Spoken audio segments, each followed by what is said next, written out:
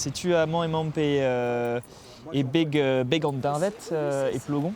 Hag amañ ez eus ur gudenn braz rak d'ar grif ar sorcerez. Kemer a ra plas eus ar blantennoù all hag a vez kavet war an arvor.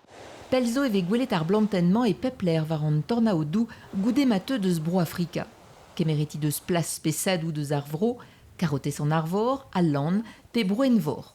Dommaj eo evit an natur, plantennoù a loenet, da skouer evit al lapous, kavant bekru. War ar c'hap ez o daouzek roublet.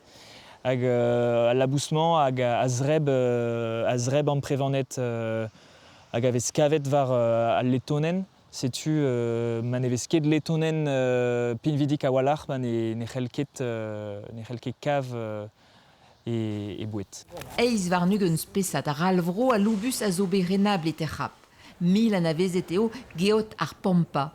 Kavet ve el liorzou, met difenet eo bremañ da blanta pe da verza. Unan deus are oasa a zo miskoulm Asia, renoué du Japon, et galek flour. Et t'en avais pas avant dans le secteur et d'un coup elle est apparue. Mais par contre, maintenant, il y en a aussi dans la vallée.